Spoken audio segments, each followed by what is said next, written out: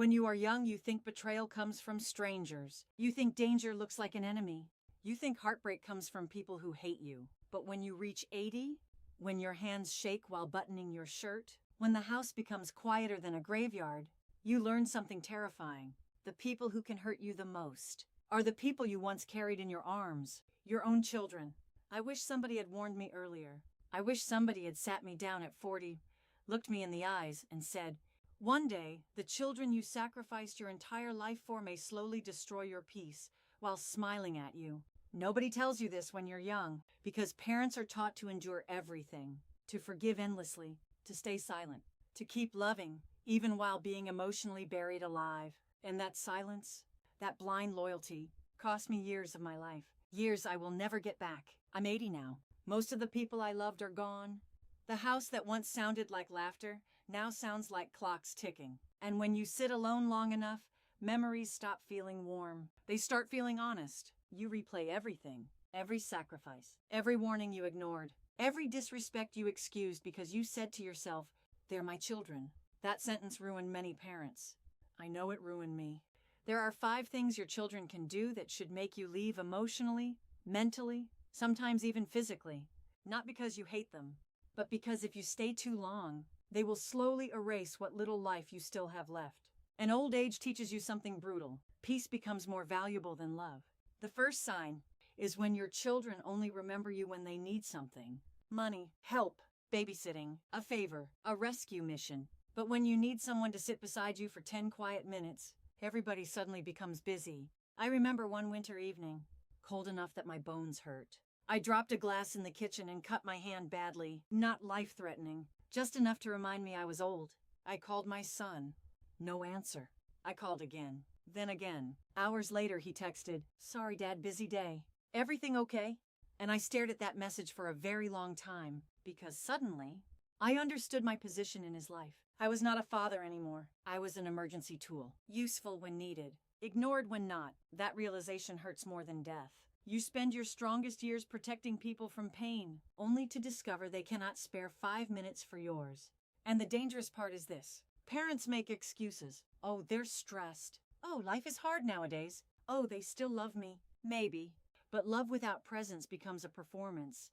Real love shows up. Real love notices. Real love calls without needing something first. I learned this too late. A child who only contacts you when they need something is not maintaining a relationship. They are maintaining access. There's a difference. And if you ignore that difference long enough, you will spend your final years feeling emotionally abandoned while pretending everything is fine. The second sign is worse. When they make you feel guilty for growing old. Nobody prepares you for this humiliation. One day your body slows down. You repeat stories. You forget names. You walk carefully. And suddenly the same children who once held your finger to cross the street start acting irritated because you take too long. That pain is difficult to describe.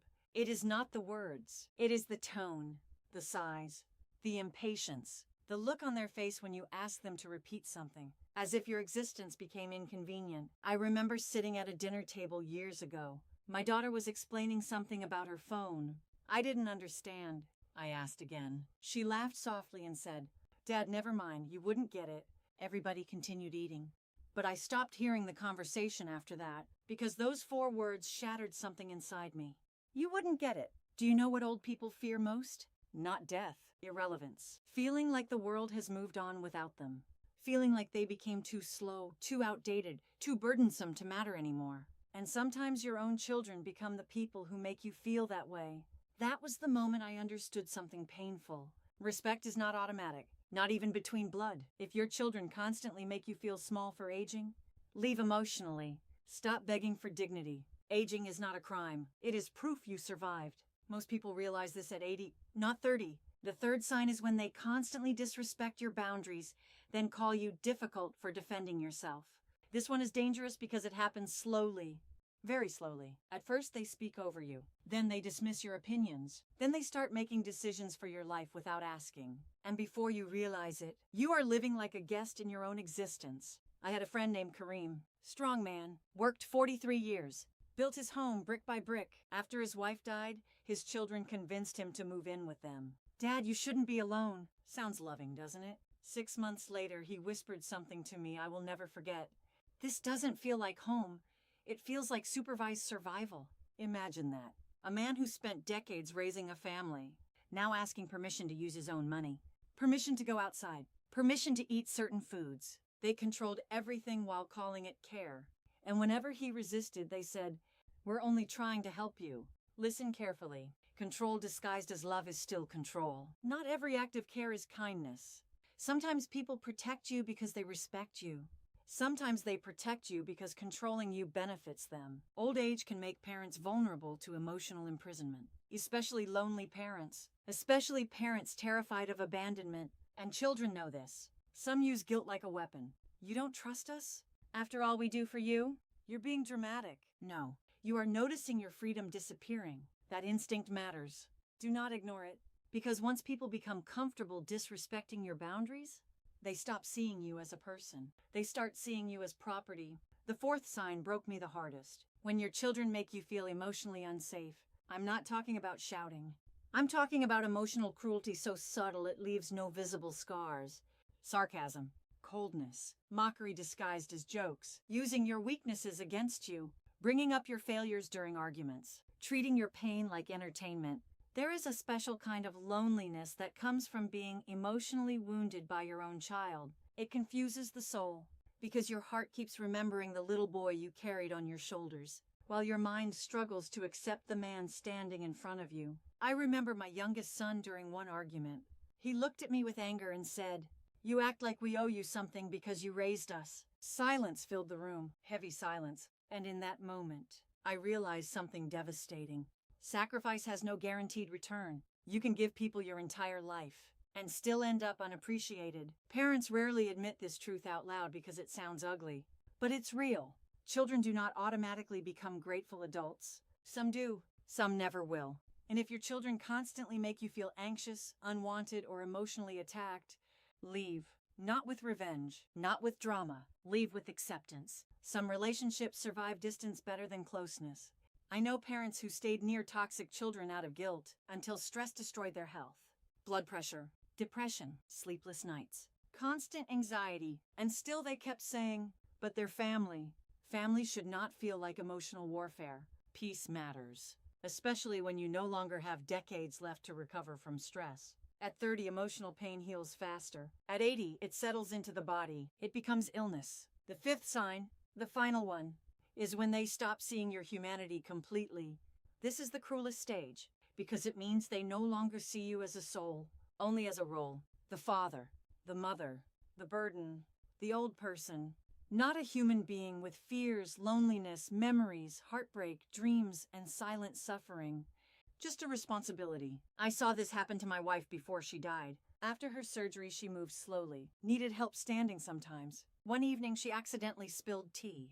My son became irritated instantly, not furious, just annoyed. But my wife looked at me with embarrassed eyes like a child who had disappointed a teacher. That image still haunts me. A woman who sacrificed her youth for her family, feeling ashamed for spilling tea in her own house. I wanted to scream, not because of the tea, because dignity was disappearing. Old people notice everything, even when they stay quiet. We notice the shortened patience, the fake smiles, the conversations that suddenly become colder. We notice when people stop listening halfway through our sentences. We notice when kindness becomes obligation, and little by little, it breaks the heart. Nobody tells you how humiliating old age can feel in the wrong environment. You become slower while the world becomes impatient. You become softer while people become harsher. And if your children no longer see your humanity, staying close to them will slowly destroy your spirit. I learned something painful after my wife passed away. Loneliness is not the worst thing in life. Being surrounded by people who make you feel alone is worse, much worse. After she died, I spent many nights sitting in darkness. No television, no music, just silence. And eventually, silence tells the truth. I realized I spent years tolerating emotional disrespect because I was afraid of losing my children. But emotionally, I had already lost them long ago. That truth nearly crushed me. Parents hold on to old versions of their children. The innocent versions, the loving versions. The little hands, the bedtime hugs, the drawings they made for you. And because of those memories, you keep tolerating behaviors that are destroying you in the present. Memory can become emotional handcuffs. I know this because I wore them for years. Listen carefully to me now. You are allowed to protect your peace, even from your own children, especially from your own children. Love does not require self-destruction, and leaving does not always mean physically walking away.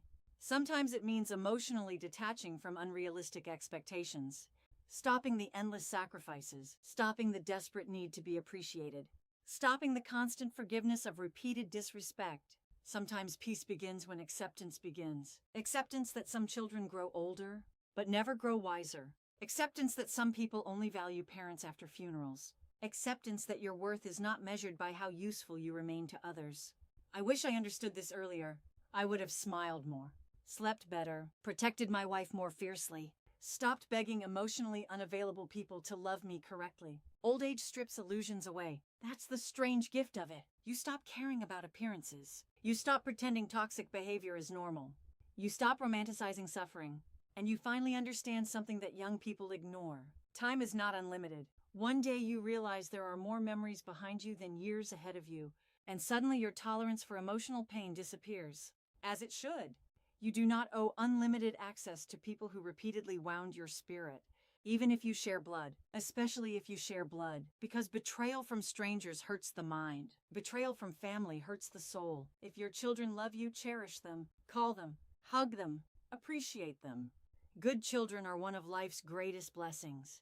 But if they manipulate you, drain you, humiliate you, erase your peace, then stop sacrificing your final years trying to earn basic kindness. You should not have to earn love from people you already gave your life to. I sit by the window a lot now. That's what old men do. We sit quietly and think about everything we misunderstood. Sometimes I watch families walking together outside, young parents holding tiny hands, children laughing. And I wonder how many of those parents secretly believe love guarantees loyalty. It doesn't. Character does. Humility does. Values do. And sadly, not every child carries those things into adulthood. That realization is heartbreaking, but it is freeing too, because once you accept reality, you stop begging reality to change. I used to think being a good parent guaranteed peace later in life. Now I know better. Sometimes good parents still end up lonely. Sometimes selfish children come from loving homes. Sometimes the people you would die for won't even call to ask if you ate dinner. Life is not always fair, and maturity is accepting that truth without becoming bitter. That part matters. Do not become bitter. Pain can turn old people cruel if they are not careful. Protect your peace, but protect your heart too. Not every child is heartless. Not every family ends in pain. But when the signs become impossible to ignore, believe them. I ignored them for years because I thought enduring suffering made me noble. It didn't. It made me emotionally exhausted. There is wisdom in walking away from repeated disrespect. There is dignity in choosing peace over chaos. And there is courage in admitting, this relationship is hurting me. Even at 80, especially at 80. Because at this age, every remaining year matters more. Every peaceful morning matters more. Every stress-free night matters more. You stop living like you have endless tomorrows, and that changes everything. If I could speak to my younger self one last time, I would say this. Do not spend your entire life teaching your children how to succeed, while forgetting to teach them how to love. Teach them patience. Teach them gratitude. Teach them how to speak gently to aging parents. Teach them that old people are not burdens. They are living libraries of sacrifice, and if they fail to learn those lessons, do not allow their failure to become your prison. I learned this too late, but maybe you won't.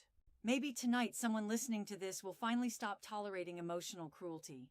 Maybe someone will finally choose dignity. Maybe an old mother will stop crying silently in her bedroom after being insulted by her own child. Maybe an old father will finally realize his peace still matters. I hope so. Because no human being should spend their final years feeling unwanted in the presence of family. That kind of pain changes people. And trust me, when you reach 80, you no longer want drama.